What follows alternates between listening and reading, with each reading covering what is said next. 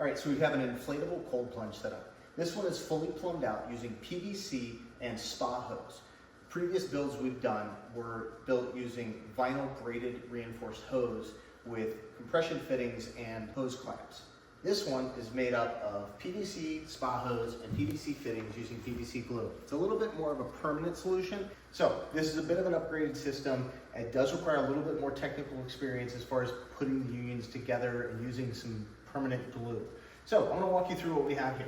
So this is a Rosita 1/3 horsepower chiller, a Utub Sport inflatable cold plunge, and all of the fittings. From start to finish, this is the water outlet. This is again a tub that has built-in fittings. These are 1/2 inch fittings.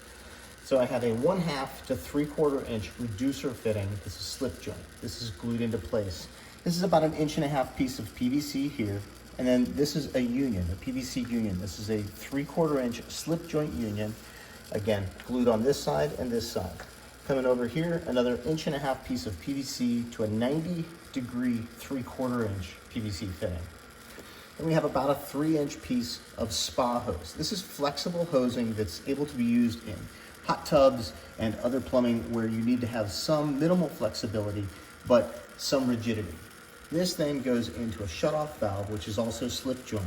Again, another about 4-inch piece of Spa Hose going into a 3/4 inch slip fitting to threaded.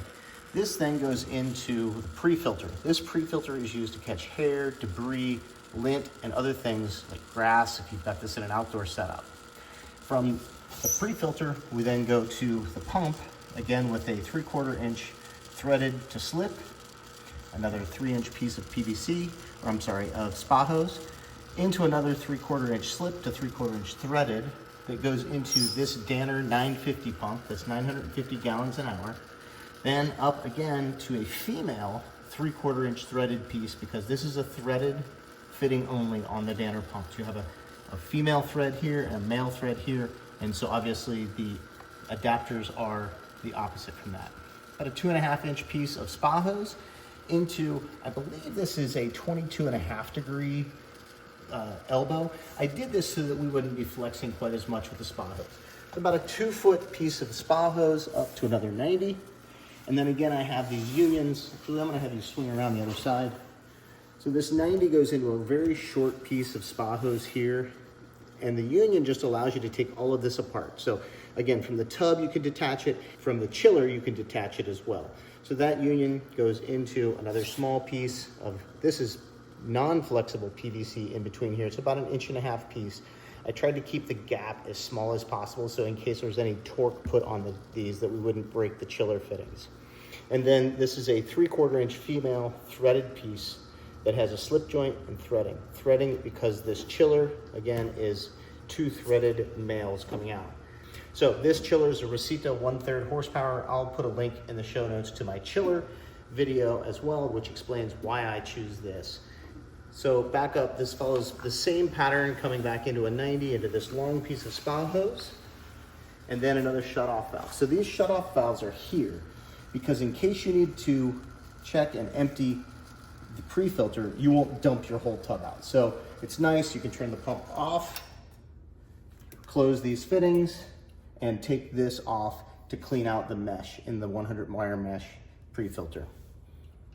All right, so we'll open this back up, turn the pump back on. So this comes out into about another 1.5 inch piece of Spa Hose, 90 degrees. This is again a non-flexible piece of PVC into a union. Another inch piece of PVC here into the 3/4 inch slip joint to 1/2 inch threaded reducer. These are here, and at the bottom, so that you can take this apart and clean out the entire system. This is meant to be modular, but semi-permanent. Coming back up to the tub, this is a inflatable tub. It's very rigid, and it is built like a tank. I like this because basically you set it, and it's in place. You can have it indoors or outdoors. So this is an inflatable tub. You can use it in a number of those. This is specifically set for 1/2 inch. Some of the other tubs will have 1/2 inch. I've seen a couple out there that have 3/4 inch fittings, but just be forewarned of what your system uses.